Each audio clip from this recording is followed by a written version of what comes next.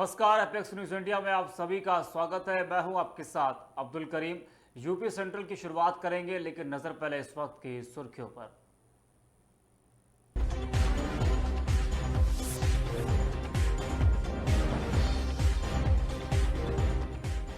लखनऊ में बड़ा हादसा, रेलवे कॉलोनी में मकान ढहा, मलबे में दबकर 5 लोगों की दर्दनाक मौत। कांग्रेस वर्किंग कमेटी की बैठक आज से शुरू, 5 राज्यों के चुनावों पर बनेगी रणनीति। बारामूला में एलओसी के पास सुरक्षा बलों आतंकियों के बीच मुठभेड़ में 2 आतंकी हुए ढेर। रायबरेली में खड़े ट्रक में घुसी तेज रफ्तार अल्टो कार, हादसे में महिला समेत 3 लोगों की मौके पर ही मौत। वर्ल्ड कप 2023 से पहले ऑस्ट्रेलिया को लगा तगड़ा झटका, सलामी बल्लेबाज ट्रेविस हेड चोट लगने के कारण बाहर।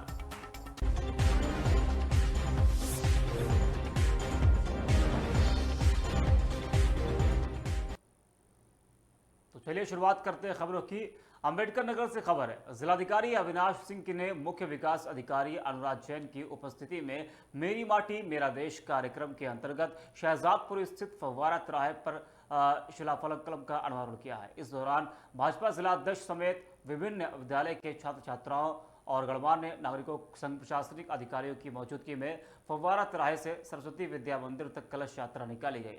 यात्रा को लेकर लोगों में जमकर उत्साह भी दिखाई पड़ा। कार्यक्रम में डीएम अविनाश सिंह ने मुट्ठी भर मिट्टी अथवा चुटकी भर अक्षत लेकर पंचप्रण की शपथ दिलाई। डीएम ने मौजूद लोगों को संबोधित करते हुए आगामी कार्यक्रमों में सहभागिता बढ़ाने और आम जनमानस से बढ़ चढ़कर मेरी माटी मेरा देश अभियान में हिस्सा लेने की अपील की है।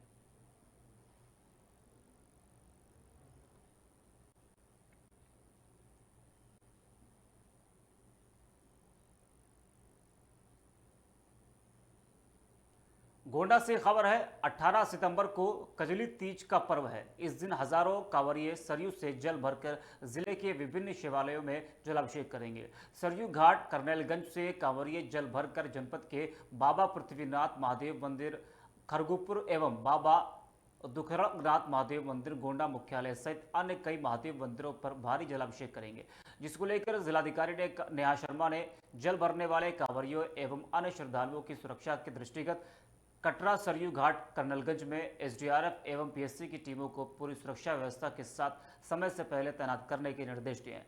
डीएम ने संबंधित विभाग के जलाभिषेक करने वाले कांवरियों को जलाभिषेक को समय किसी प्रकार की कोई समस्या न होने पाए, इसके साथ ही सभी जन सामान्य एवं अन्य लोगों से यह भी अपील की यदि किसी प्रकार की समस्या हो तो दिए गए कंट्रोल रूम के नंबर पर तत्काल सूचित करें।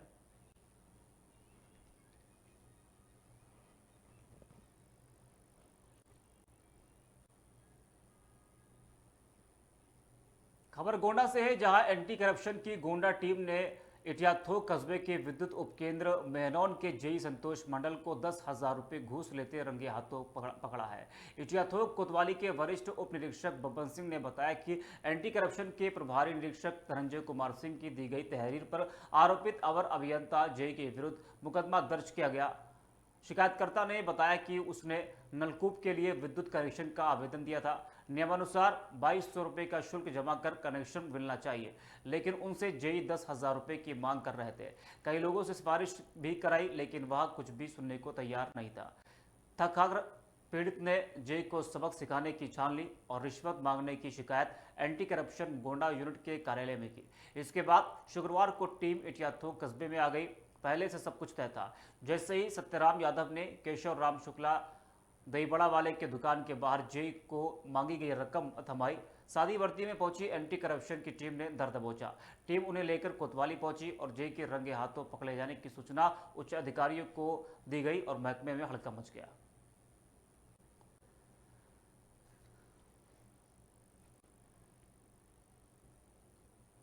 इलाहाबाद उच्च न्यायालय ने केंद्र सरकार को हिंदी को राष्ट्रभाषा घोषित करने का कानून बनाने का सुझाव दिया है। एक मामले की सुनवाई करते हुए न्यायमूर्ति शेखर कुमार यादव ने कहा कि देश की अन्य भाषाओं का भी सम्मान हो। कोर्ट ने कहा कि देश में सबसे अधिक बोली, समझी व लिखी जाने वाली भाषा हिंदी है। यह संपूर्ण भारतवर्ष की भाषा है। यह जिस प्रतिष्ठा की अधिकारिणी है, हमने नहीं दिया। दूसरी तरफ सैकड़ों वर्षों तक गुलाम रखने वालों की भाषा देश की अदालतों व उच्च संस्थानों की भाषा बनी हुई है। न्यायमूर्ति शेखर कुमार यादव ने कहा कि 14 सितंबर को हिंदी में लिखे आदेश हिंदी दिवस को समर्पित है। न्यायालय ने यह टिप्पणी धोखाधड़ी षड्यंत्र के आरोपी सेवानिवृत्त अध्यापक की अग्रिम जमानत अर्जी की सुनवाई करते हुए की है।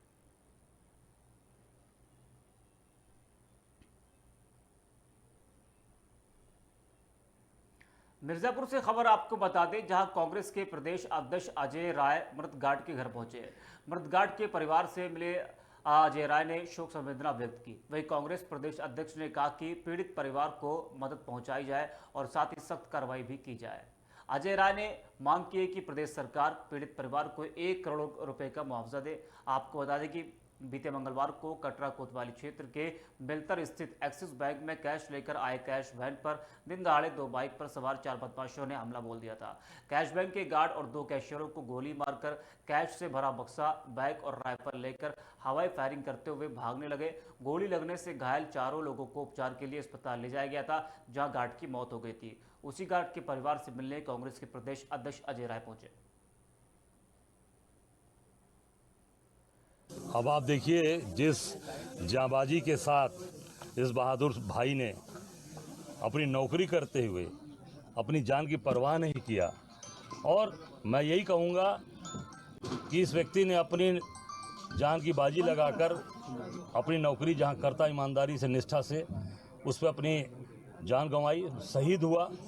शहीद केवल ये नहीं कह सकते कि नहीं, जो चीज़ें जिस तरीके से जिसने फ़र्ज निभाया अपने, उस फ़र्ज के साथ वो शहीद हुए।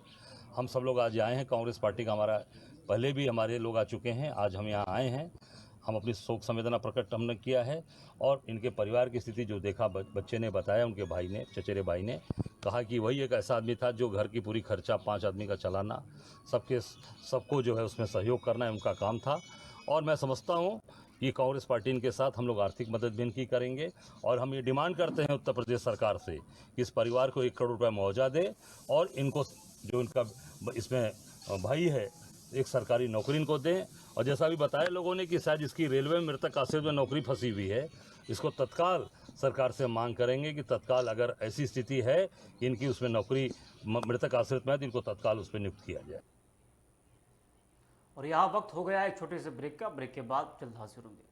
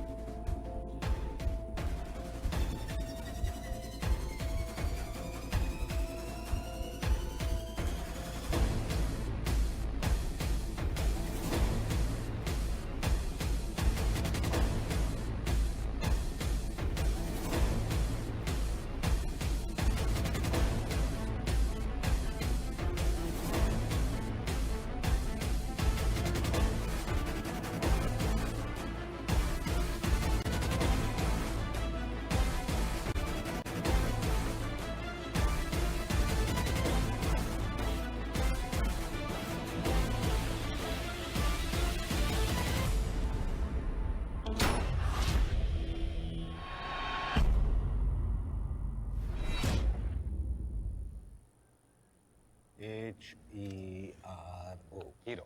पापा, ये हीरोज कौन होते हैं? हीरोज हर जगह होते हैं, फिल्मों में, फिल्मों के बाहर भी। और ये हीरोज करते क्या है? वो आपके साथ रहते हैं और आपको प्रोटेक्ट करते हैं भाई। फिर तो आप ही मेरे हीरो हुए, क्योंकि आप ही मुझे प्रोटेक्ट करते हो। लेकिन इस घर में एक और हीरो है जो हमेशा आपको सेफ रखता है। वो सिर्फ पर्दे के आगे ही नहीं, दीवारों के पीछे भी हो। गैलेंट एडवांस TMT सरिया, इसकी ताकत बने घर की ढाल और इसकी फ्लेक्सिबिलिटी रखे घर को सॉलिड सालों साल। गैलेंट एडवांस 500D TMT, निर्माण का रियल हीरो। सॉलिड भी, फ्लेक्सिबल भी।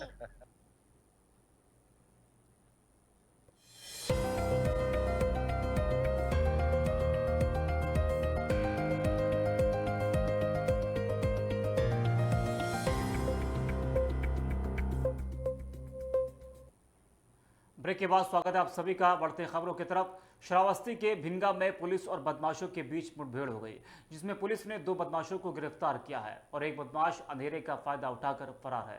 बता दें कि मुखबिर की सूचना पर पुलिस ने भिनगा कोतवाली क्षेत्र के पेट्रोल पंप के पास घेराबंदी की, जिसमें पुलिस और बदमाशों के बीच मुठभेड़ हो गई। मुठभेड़ में पुलिस ने 2 बदमाशों को गिरफ्तार किया है। पुलिस ने बदमाशों के पास से कारतूस, तमंचा और 12,000 रुपये बरामद किए हैं। तो श्रावस्ती से खबर आपको बता रहे, जहां पुलिस और बदमाशों के बीच मुठभेड़ हो गई। 3 बदमाश थे, जिनमें एक बदमाश अंधेरे का फायदा उठाकर वो फरार हो गया है और 2 बदमाशों को पुलिस ने गिरफ्तार किया है। एक बदमाश के पैर में गोली भी लगी है।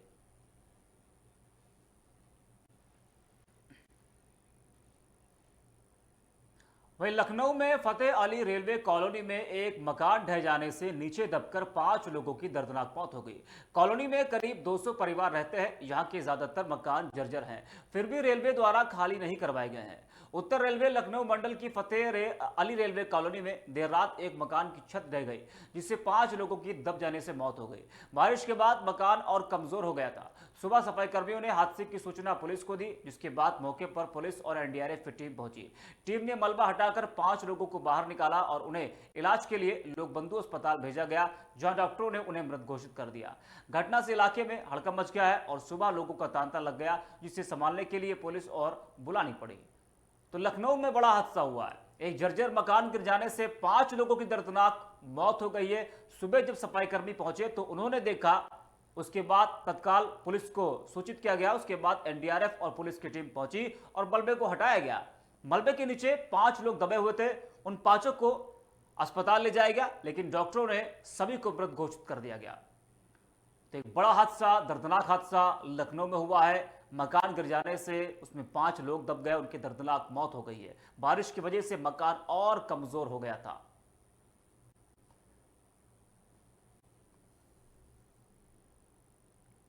उत्तर प्रदेश में फिलहाल मौसम का हाल ऐसा है कि सुबह के समय झमाझम बारिश के बाद तेज धूप निकल रही। हालांकि प्रदेश की कई जगहों पर कई दिनों से बारिश होने की वजह से लोगों को उमस और गर्मी से राहत मिली है। प्रदेश के कई भाग में बारिश का सिलसिला जारी है। कुछ जगहों पर आसमान खुला है। हालांकि देखने वाली बात है कि प्रदेश में फिलहाल मानसून का असर कम पड़ता जा रहा है। बारिश होने की गति भी धीमी पड़ती जा रही है। मौसम विभाग की माने तो 16 सितंबर यानी कि आज करीब पूरे प्रदेश में कुछ जगहों पर बारिश पड़ने की संभावना है। मौसम विभाग के अनुमान के मुताबिक आज पूरे प्रदेश में कुछ ही जगहों पर बारिश होने के साथ ही गरज की संभावना है। पश्चिमी यूपी में 1 से 2 जगहों पर भारी बारिश हो सकती है। पूरे उत्तर प्रदेश में 1 या 2 जगहों पर मेघ गर्जन के साथ आकाशीय बिजली चमकने के भी आसार है। हालांकि इन दिनों यूपी के पश्चिमी इलाके की तुलना में पूर्वी यूपी में ज्यादा बारिश हो रही है।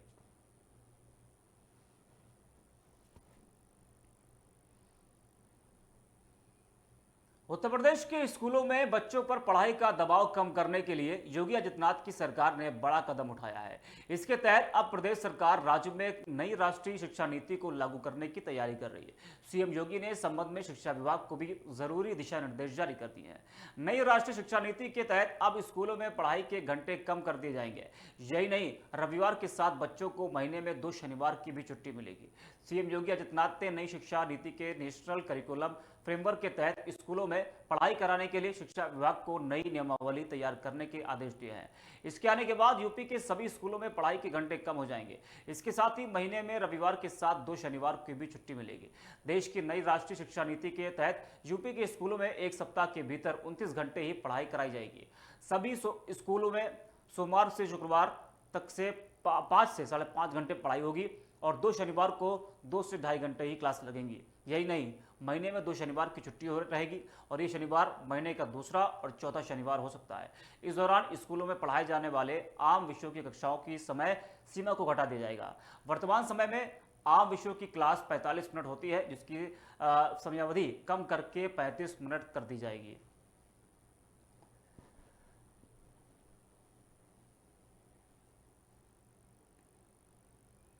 तमिलनाडु के मंत्री उदयनिधि स्टालिन की टिप्पणी के बाद सनातन धर्म पर कई बयान सामने आ रहे हैं। इसी बीच अब योग गुरु बाबा रामदेव ने भी सनातन धर्म पर अपनी प्रतिक्रिया दी है।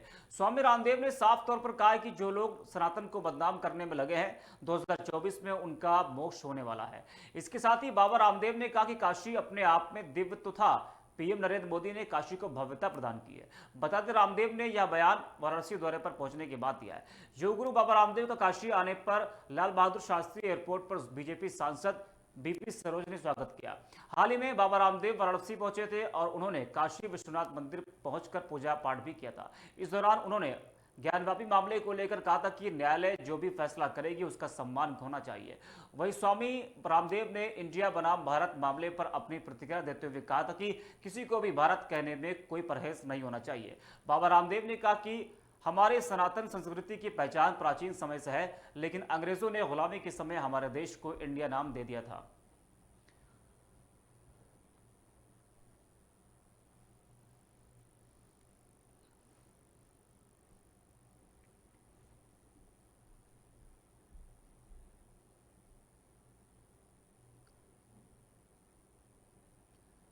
फिलहाल के लिए खबरों में बस इतना ही। देश और दुनिया की तमाम बड़ी खबरों के लिए आप देखते रहिए एपेक्स न्यूज इंडिया।